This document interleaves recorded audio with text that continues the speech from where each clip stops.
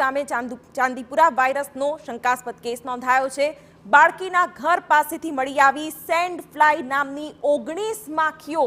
Send ફ્લાયથી Chandipura વાયરસનું સંક્રમણ ફેલાય છે। બાળકીના ઘરમાંથી પણ 4 સેન્ડ ફ્લાય મળી આવી છે। આરોગ્ય વિભાગની ટીમને સર્વેલન્સ દરમિયાન સેન્ડ ફ્લાય માખી મળી આવી। મકાનની તિરાડો પૂરવાની અને દવા છંટકાવની કામગીરી કરી હતી ત્યાં આ માખી મળી આવી।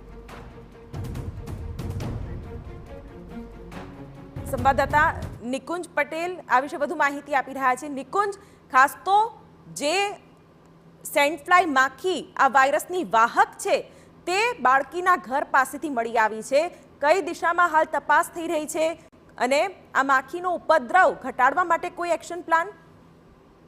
ચોક્કસ શિવાની, પંચમહાલ જિલ્લાના ગોધરા તાલુકાના કોટડા ગામમાં જે ગઈકાલે એક શંકાસ્પદ ચાંદીપુરા વાયરસના લક્ષણો ધરાવતી બાળકી મળી આવી હતી ને જેને વધુ સારવાર માટે વડોદરા મોકલવામાં આવ્યા બાદ આજે તેનું મોત થયું હતું। બાદમાં આરોગ્ય વિભાગની ટીમો દ્વારા તેના ઘરે સર્ચ કરવામાં આવ્યું હતું અને તેના ઘર તેમજ આસપાસના જે મકાનો છે તેમાં પણ સર્ચ કરવામાં આવતા કુલ 19 જેટલી સેન્ડ ફ્લાય જે માખી છે તે મળી આવી છે આરોગ્ય વિભાગના, અને બાળકીના ઘરમાંથી 4 જેટલી સેન્ડ ફ્લાય માખી પણ મળી આવી છે। આ તમામ માખીઓને આરોગ્ય વિભાગ દ્વારા હાલ પૂના ખાતે લેબમાં મોકલવામાં આવી છે પરીક્ષણ અર્થે, અને હાલ જે આ માખીઓ મળી આવવાના જે સ્થાનો છે તે સ્થાનોને પૂરવાની પણ કામગીરી આરોગ્ય વિભાગ દ્વારા કરવામાં આવી રહી છે।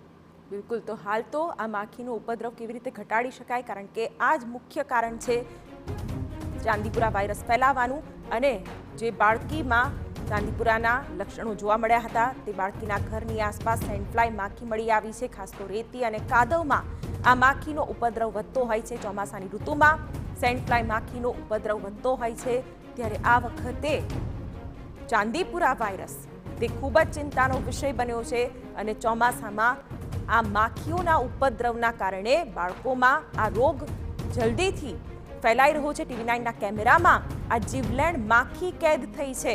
આ દ્રશ્યો અમે આપને બતાવી રહ્યા છીએ કે આ જ માખી કે જે ચાંદીપુરા વાયરસ માટેનું જે વાહક છે તે બનતું હોય છે, અને આ માખીના કારણે ચાંદીપુરા વાયરસથી માણસ સંક્રમિત થતું હોય છે।